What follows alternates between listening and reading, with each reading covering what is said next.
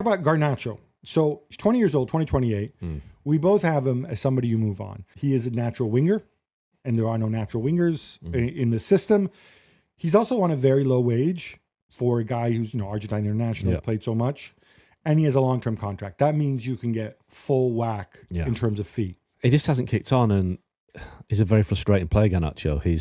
You're right, he's a winger who doesn't particularly... Well, his assist numbers are terrible this year. I think, is it 1 assist in the Premier League, if that? His decision-making, again, really poor. He'll shoot too soon. He'll delay a cross. He'll cross...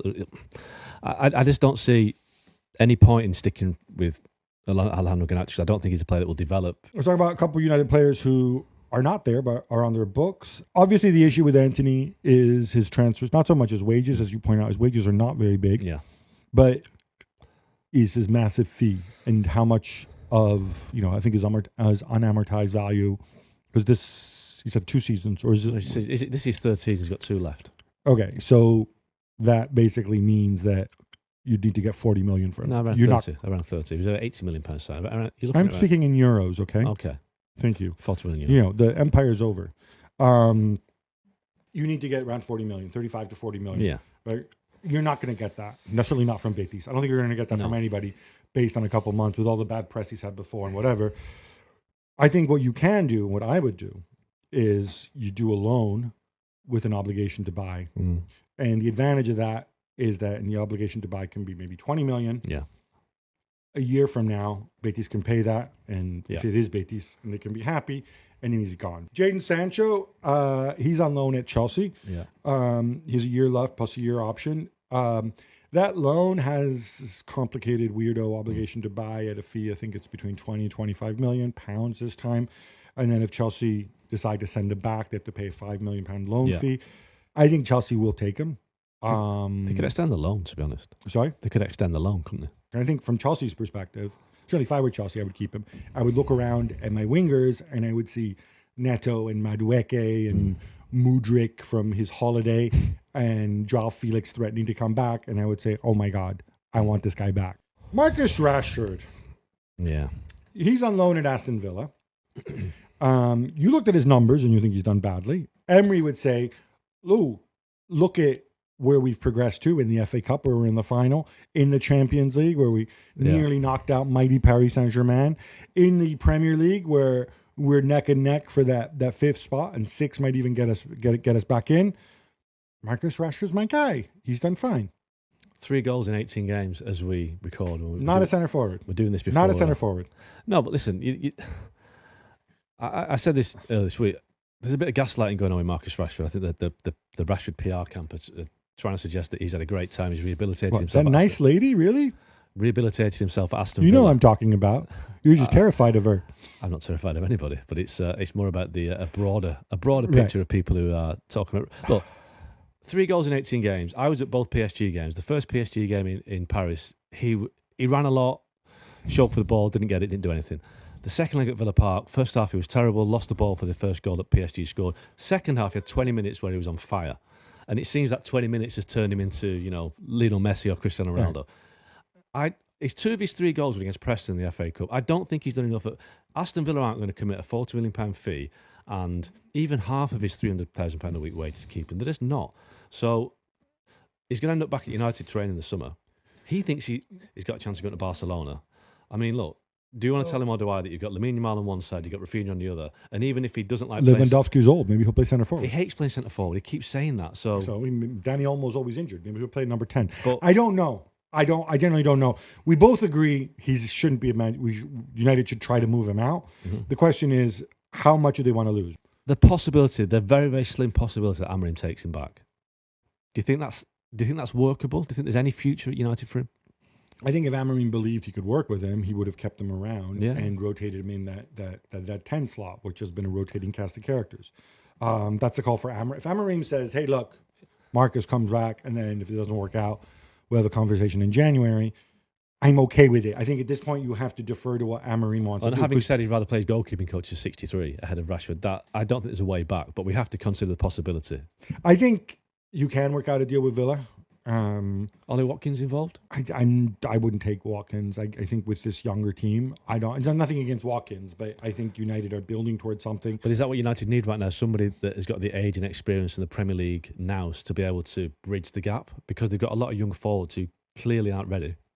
Do you need somebody that's been around a bit and done it? Swap deals don't really happen, but I'm just thinking out of the box here. I mean, I know there was a 40 million. Was that what they negotiated as like the option to buy or from Rashford? Russia? Yeah, for Rashford. Yeah. Like, I think you might have to accept the fact that maybe you just give him away. Rasmus Højlund, 22 years old, 2028, plus a year extension. I let you take this one. I think you called him the worst center forward you've ever seen at Old Trafford. Yeah, and I don't say that with any kind of relish. I feel sorry for him. I feel sorry for the kid because 2 years ago, at 20 years old, he was offered his dream move to Man United from Atalanta. What can you do? You have to take it, but it wasn't his fault they paid a basic £64 million for him. Way, way overpriced. He hasn't got the game to play for. I don't think he would play for any. He wouldn't start for any Premier League team outside the bottom three. That is how bad he is. His runs are straight lines. He's got no kind of nuance to his game. His finishing is obviously poor. Okay. You've established all this that he's not good. Yeah. So what can you do with him? You're gonna have to loan him out. Yeah, because you're not going to get any money back for him, and given his fee was so high, again, and he's only been there like 18 months. Two seasons. Two seasons. So I keep being told that there's a residual value because he's still got a high reputation in Italy. I don't buy that. There's no way that anyone in Italy is going to spend. He was only in Italy for 6 months. Exactly. I mean, it cost £64 million. Nobody's going to give United. Mind you, agent John Murta is at Atalanta now, right? He's on his way there, right? Yeah. So I'd be very surprised if he ends up at Atalanta. But, okay, I will make my case for Xerxes. Go on. I think you keep him, and the reason you keep him is he's tried him in the 10 role. He's obviously a very unorthodox player. We've made that point. I think you ask Amorim, can you work with him? I think there's certain situations where his skill set can actually work. He can create mismatches with his size. He has a technical ability. Is he super quick? No. Does he hold the ball up well? No. But that's not a job that a number 10 needs to do. He's a good passer of the ball. I think you keep him as part of that rotation of the 10s. Højlund's straightforward. Højlund is this, right? Yeah. Højlund's not going to evolve. Xerxes, you don't know. He could have a much higher ceiling, or this could be it. So I think you keep Xerxes.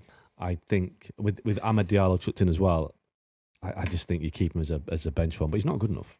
All right, looking at our ultimate midfield, which is probably the sorest spot. Now, for those who don't watch Manchester United, we should point out that on the way we're going to do this is it's a 3-4-2-1 system. One of those is Manuel Ugarte, who obviously has played for Amorim at Sporting, so we all assume he's always in the side. I don't think he's great, but you spend a lot of money for him. He's got a long-term contract. He knows the system. He stays, yeah? Yeah, and he's better than what they had. He is an upgrade on what they had, so it's a gradual improvement in that area. All right. The other player who played that position this year is Casemiro. He's 33, 2026, plus a year's option. Yeah. I think he's done okay towards the end, maybe. Ideally, he's not part of your future. You would move him on. But again, big wages, it's hard to see how you're going to do that. Well, Amorim has said recently that he's worked out how to play Casemiro now. He plays him in a certain way that doesn't expose him too much to a lot of running and people running at him. The situation with Casemiro, I think, depends a lot on what happens in the Europa League. If they win the Europa League and get back in the Champions League, I think United will then be able to find somebody to replace him with and try and move him on. If they don't win the Europa League and have no European football next year, it might just be worth having him around because he won't play many games. He'll have a lot of time in between games to rest, and you could drop him in and out. And I think having that experience around wouldn't be the worst idea. But they're stuck with him, really. But I do think you can find a role for Casemiro next season if they're not in Europe. Toby Collier, youngster, 21 years old, 2027. He's got an extra year. He's played a little bit. He was billed as a defensive midfielder. I've seen him play as attacking midfield as well in certain situations. He's an extra body to keep around, right? Kobbie Mainoo. Now, a lot of people had penciled him in. They're like, oh, Mainoo and Ugarte, that's going to be your two in front of the back three. You don't like this. Listen, Kobbie Mainoo is a talented player. He's got great ability on the ball. He can score a goal. But and we've had this discussion a lot. He's not very mobile. And I think in an Amorim team, in the middle of the pitch, you need a midfielder who can, I don't know, Declan Rice style or even peak Jordan Henderson who can get around the pitch. You need to cover for the wing backs, I think, is one of the biggest jobs you do. I just wonder if Kobbie Mainoo's a square peg in a round hole in this team, and all the stories we've heard about United maybe considering offers for him because he's a homegrown player. If he was to move on, it'd be sad because he's a homegrown player and he's talented, but I don't think he fits the system. So there's a problem though with Mainoo. What would you do with him? I think you keep him. You have that 2-year window, and you see Mason Mount is the other one. 26 years old, deal through 2028 plus 1. Obviously, you cannot move him because you paid a fortune for him, and he's been injured. Should we count on him as a squad player? Can he contribute? Could he, if he stays fit, could he even start for this team? Amorim likes him, and I think he will try and find a way to get him in the team. I don't know where in this strange system of his, but Amorim really likes him. And when he does, when Mount has been involved in recent weeks, he looks a player that's got a bit of technical ability about him. He does stand out in a bad team as a player that can actually do something, but it's keeping him fit. Christian Eriksen, he's being released on a free. I think that's obvious. Yes. Yeah, the point I made about Eriksen is that, he's served United well for the 3 years he's been there, considering the deal he got him on from Brentford. They would love a United an Eriksen at 25 years old. But, ain't going to happen. No.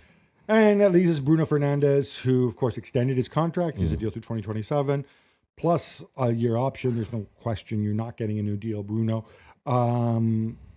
He's played at 10. He's played in front of the back 4. I think he should always play at 10. He's played, but regardless where he plays, he's generally United's best player.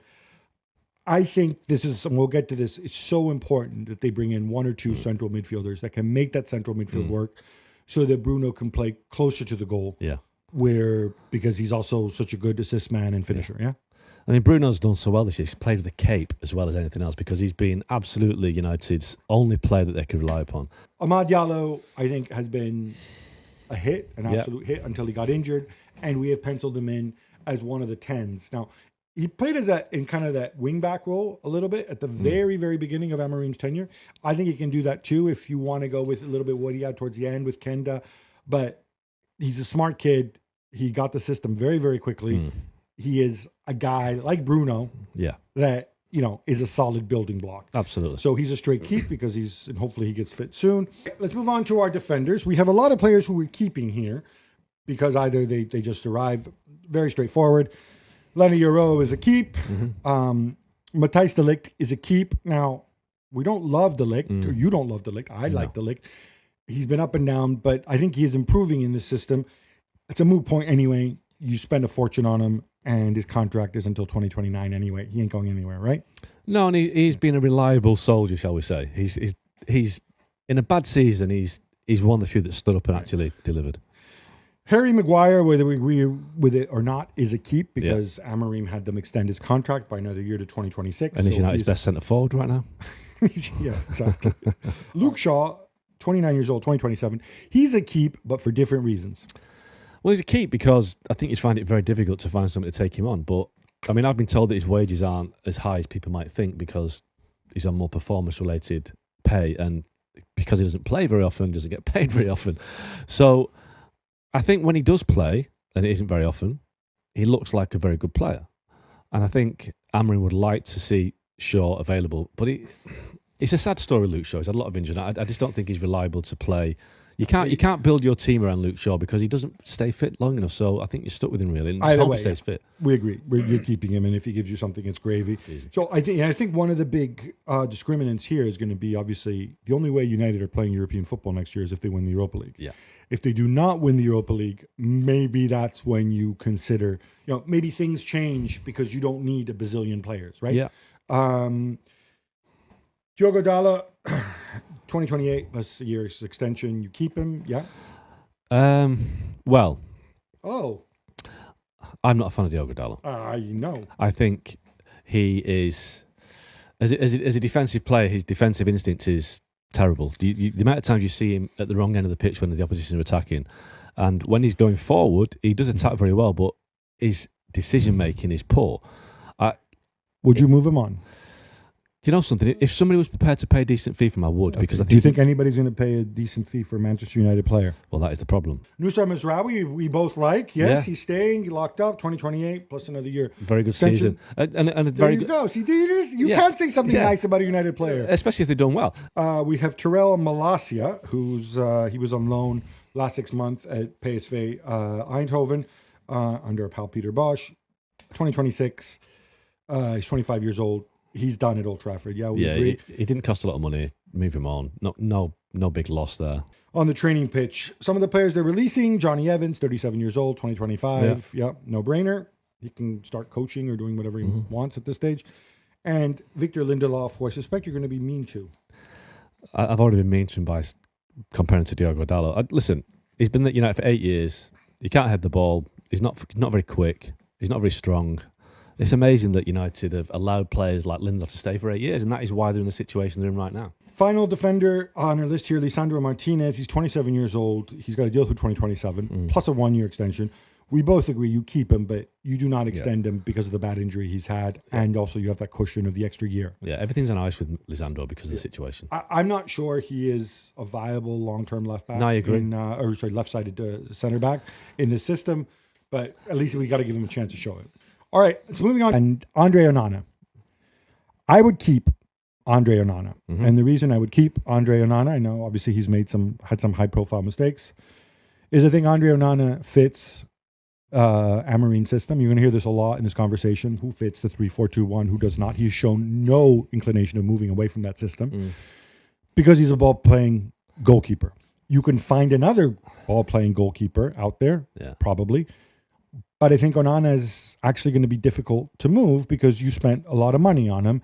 And when you leave a club like Manchester United and for a transfer fee, you can only go to 10 or 15 other major clubs. And unless there's an opening at goalkeeper, nobody's going to pay you money to have Onana as a goalkeeper, as a backup. No, right. First off, he's a ball-playing goalkeeper whose distribution isn't very good. So that doesn't really bode well for Andre Onana because you watch his distribution. It's either a long ball to Højlund, which gets headed straight back, or it's a long ball to the flanks, which usually goes out of play, and he can be caught out in possession a lot. So if he's a ball-playing keeper that isn't very good for distribution, he has to make up for it with his decision-making with his hands. You are kind of stuck with him because of the fee, the wages. So you have to keep Onana. I would try and sign a much better goalkeeper than Altay Bayındır to provide competition, and one that could actually take Onana's place. The question is, so you would, rather than getting a reasonable backup goalkeeper to challenge Onana, you would go for a guy who's on Onana's level. Absolutely. You would spend serious money on a goalkeeper. I don't think you need to spend serious money to find a keeper that's on Onana's level, even better. I mean, he's not that good. Amorim is reportedly targeting at least 3 major signings this summer. A new central midfielder is high on the list, with the club eyeing a player who can control tempo and press effectively, hallmarks of Amorim's aggressive style. A centre-back is also being prioritized, despite the return of Matthijs de Ligt from injury, as United aim to add depth and reduce reliance on aging defenders. Up front, while Victor Osimhen's signing is successful will provide a major boost, Amorim wants a versatile forward who can rotate with or complement the Nigerian striker, particularly in wide areas. Several senior players could be heading for the exit door, as Amorim looks to trim the wage bill and move on from inconsistent performers. Antony's future remains uncertain too, with the Portuguese manager demanding more end product from the Brazilian winger. Rúben Amorim has also confirmed that players currently on loan will return for preseason training. Amorim is known for giving youth a chance, so a few surprises may feature in his squad rebuild. Behind the scenes, Amorim is working closely with the club's recruitment team to ensure that all signings fit his tactical philosophy. High pressing, quick transitions, and fluid attacking football are central to his approach, and every transfer decision will be filtered through that lens. With preseason just around the corner, Manchester United fans are hopeful that Amorim's ambitious plans will signal a return to the top. But with fierce competition in the Premier League and Champions League ambitions to consider, the margin for error is slim.